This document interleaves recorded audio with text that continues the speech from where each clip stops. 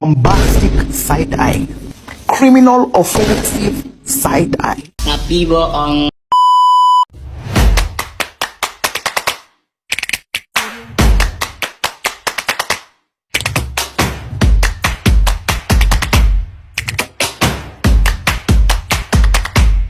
A few moments later.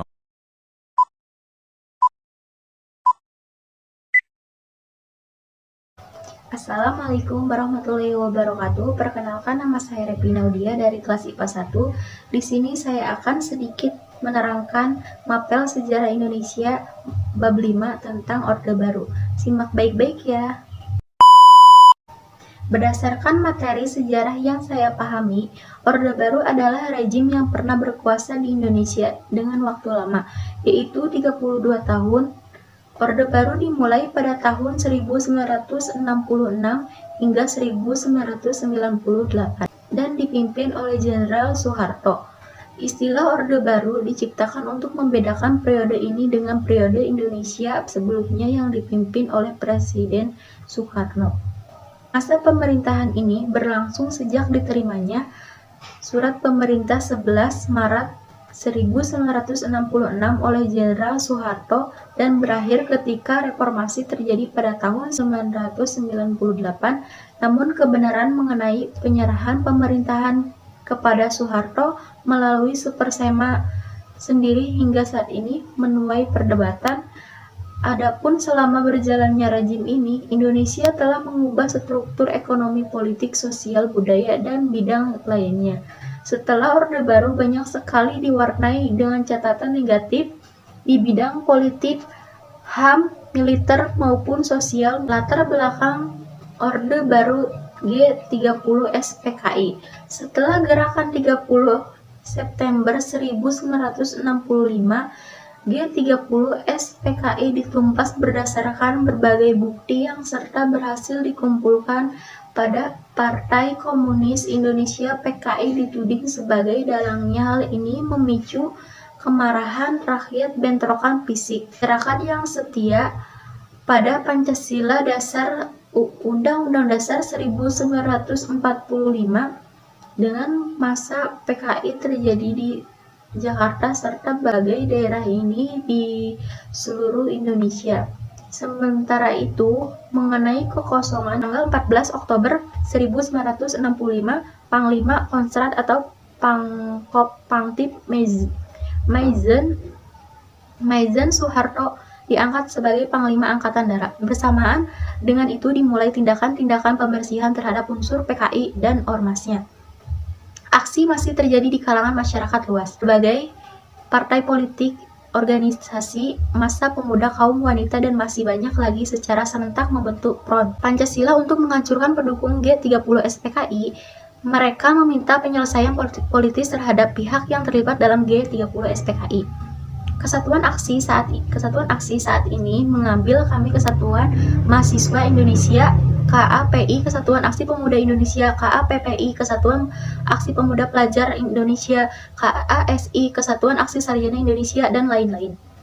Kesatuan aksi yang tergabung dalam Front Pancasila kemudian dikenal dengan sebutan Angkatan 66. Kondisi perekonomian. Di sisi lain, kondisi perekonomian semakin bertambah buruk, barangnya keperluan sehari-hari dengan semakin sulit didapat dan harganya pun mahal, sehingga terjadi inflasi. Pemerintahan sempat berbuat keputusan pemotongan nilai mata uang rupiah Rp1.000 menjadi Rp1.00, tetapi harga barang bulan semakin menurun malah makin tinggi.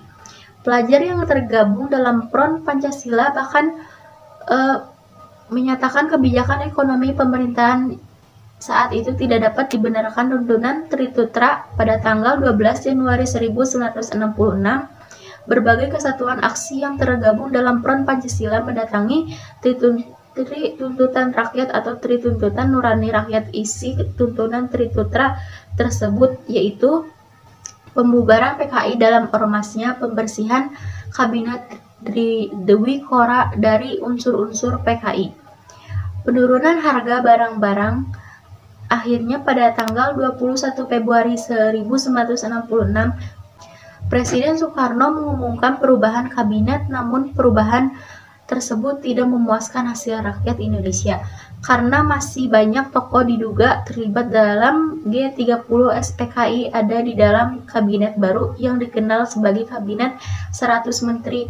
Pada saat pelantikan anggota kabinet baru tanggal 24 Februari 1966, para mahasiswa jalan menuju Istana Merdeka. Aksi itu kemudian dihadang oleh pasukan Cakrabirawa hingga akhirnya terjadi bentrokan antara pasukan Cakrabirawa dan demonstran. Peristiwa ini mengakibatkan seorang mahasiswa Universitas Indonesia UI Arif Rahman Hakim gugur. Gugurnya Arif Rahman Hakim ini sebagai memberikan semangat juang demonstran untuk menuntut perubahan dan perbaikan taraf hidup bagi bangsa Indonesia. Ciri-ciri pemerintahan Orde Baru. Adapun ciri-ciri pemerintahan Orde Baru dan pemerintahan sejarah kelas 12 adalah sebagai berikut. Dwi fungsi ABRI. Banyak prajurit militer dari berbagai pangkat jabatan dan angkatan ikut bekerja dalam pemerintahan seperti pejabat, posisi, lurah atau kepala desa. Hal ini dianggap sebagai tanda menguatnya KKN korupsi, kolusi, dan nepotisme dalam rezim Orde Baru. Terbatasnya pilihan politik pemilu tahun 1977 hanya diikuti oleh 3 partai politik yakni PDI dan Golongan Rakyat. Penyederhanaan ini dilakukan untuk membatasi banyaknya ideologi yang berkembang. Pembagian tersebut diharapkan dalam menciptakan stabilitas politik. Sayangnya penyederhanaan pilihan politik justru menguatkan golongan rakyat. Kejadian ini dapat dimungkinkan karena Soeharto membuat kebijakan yang mendukung kemenangan golongan karya seperti peraturan monolealitas PNS, pembangunan yang masih pemerintahan Orde Baru mempunyai tekad untuk menempatkan pembangunan yang masih pemerintahan Orde Baru mempunyai tekad untuk menempatkan pembangunan infrastruktur fisik dan non-fisik sebagai prioritas. Hal ini sebagai respon atas kekacauan ekonomi yang terjadi pada 1965. Selain itu, pemerintahan juga membuka penanaman modal asing dan dalam negeri untuk masuk serta membuka usaha di Indonesia.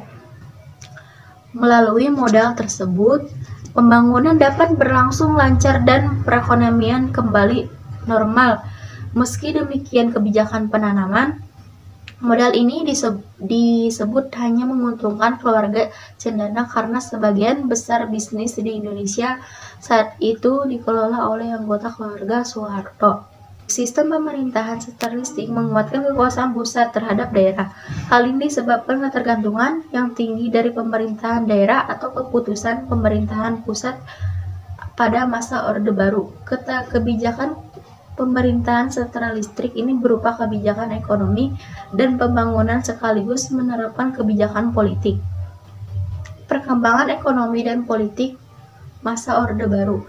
Ekonomi Indonesia pada sejarah Orde Baru membaik dan dalam waktu singkat. Hal ini terjadi karena bantuan aliran modal yang dibuka lebar melalui konsorsium IGGI. Rezim Orde Baru dapat membuat kestabilan ekonomi bahkan sebelum tahun 1970. Pembangunan ekonomi nasional Orde Baru dilakukan melalui Repalita. Program Repalita ini didasarkan atas pemerataan pembangunan, pertumbuhan ekonomi, dan stabilitas nasional. Sementara pada perkembangan politik masa Orde Baru selama 32 tahun memiliki proses sangat dinamis. Pemerintahan berhasil menyelenggarakan 6 kali pemilu pada tahun 1971, 1977, 1982, 1987, 1992, dan 1998. Namun semua proses demokrasi tersebut dimenangkan oleh golongan karya dan Presiden Soeharto untuk menjabat kembali. Hal ini dinilai sebagai cara pemerintahan mempertahankan kekuasaannya. Bisa dibilang pada materi sejarah kelas 12 ditekankan bahwa kekuasaan pemerintahan Orde Baru sangatlah besar sehingga tidak ada kekuasaan lain yang bisa mengimbanginya. Hal ini tentu kurang baik bagi sistem demokrasi Indonesia pada saat itu.